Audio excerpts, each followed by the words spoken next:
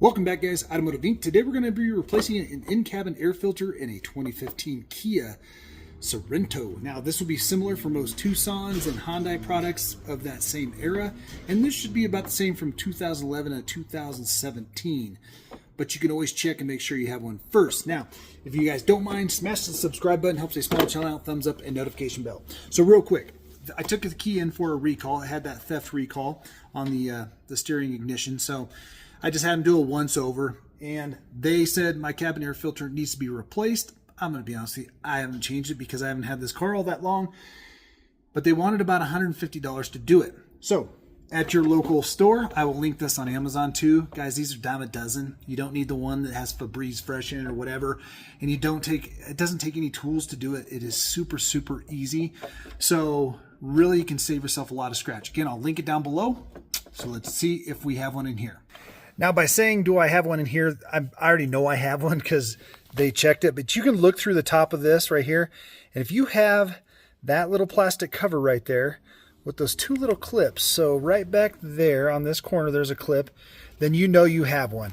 I would say all of them have this, but again, the lesser models may not. So it's just worth looking in there and see if you have that cover. If you do, then it's good to change these often, especially if you live in the country, someplace where it's dusty a lot, you have pets in the car, you're in a wet area that has a lot of humidity. And guys, this is a very, very quick job. All right, first things first, take all your stuff out of your glove box, guys, because we're gonna have to take this down all the way. Now these have these little twist latches right here. You just pull them out both sides. I like to remember which side's which, but they look the same, so you don't have to worry about it too much. Now from there, guys, there's this little elastic spring clip here on here. You can see a string on the side. So basically all you got to do is lift it up a little bit and then shove this back through the little bitty hole here. That's going to take both my hands. And then once you let it go, don't let it just snap back in there. Just let it retract slowly. That's what gives it its little tension. So let's get this out. Okay, so there's a little tension on it. So what you can do is just let it go back up in here and hang. And again, you can leave your glove box hanging here if you don't like putting weight on it, or if you left your crap in there. That can put a lot of tension on these plastic hinges. So I'd encourage you to put something underneath it, a towel or something like that. Now, once we get in here, guys, all you got to do is just squeeze this tab on both sides, and this cover is going to come out. Now, you really can't screw up the orientation, but just remember that it goes back in like this with the numbers reading right side up. And you can see your arrows pointing in there, but we just want to remember your orientation. I don't think it's going to go in the other way either, but we'll set that aside. We'll actually blow this off because you can see there is a lot of dust on this little flap in here. So we get in here.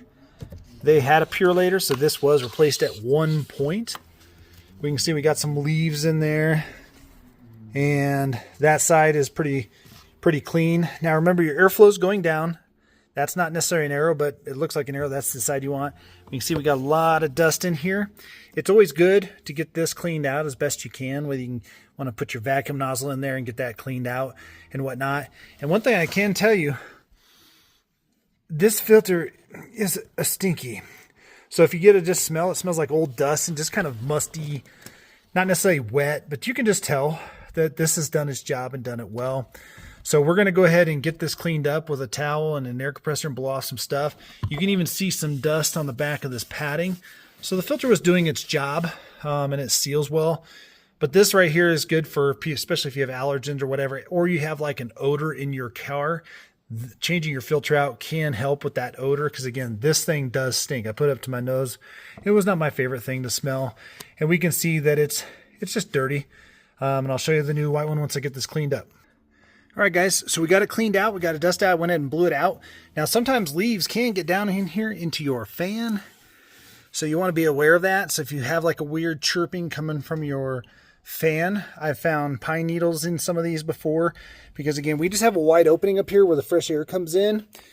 So I wiped all that down, and now we have our new filter. And yes, our new filter is white on both sides. So again, these right now are pretty cheap on Amazon. They're even a little bit cheaper at the auto parts store because Fram and everybody's going out of business. So again, definitely not worth 150 bucks. So this just needs to go in this hole, guys. and the arrow needs to be pointing down. The airflow is down. So you're just going to put it in there until it's all the way in. And then now we can put our cover back on it. So again, I went ahead and blew this off, got the flap cleaned out, and then once it's on, I'll use this, my little cleaning rag, to wipe it the rest of the way. Again, orientation, we have our letters down.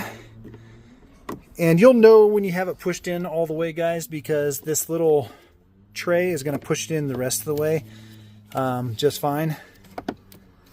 So, but you do want to make sure it is seated. You hear that click on all four corners. We're going to get this wiped down real quick. All right, so now from there, we just need to get our little elastic cord again, pull it down. We're going to pull the glove box up and stick it right back through that hole.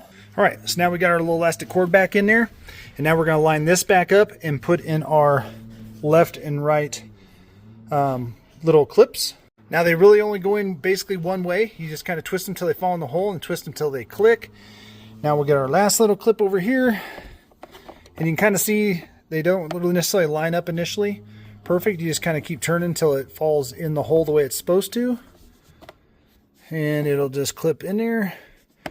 Now if you felt so bold to try and kink your neck around in there to find the right hole, you can do that, but I just kind of just spin it until it goes in there. So now we got it in there just right. We're going to turn it till it clicks, and that's literally it, guys. So when you think about saving some moolah, it's easy for people to be somewhat of intimidated by car repairs or maintenance things, but this is a good way to save yourself $100 and be able to spend on gas or whatever else you float your boat on. So that's why we do these videos, guys, to show you that a lot of these are pretty simple. There are more difficult ones for sure on these cabin air filters, but pretty easy breezy. As always, guys, appreciate you guys being here. Catch you on the next one.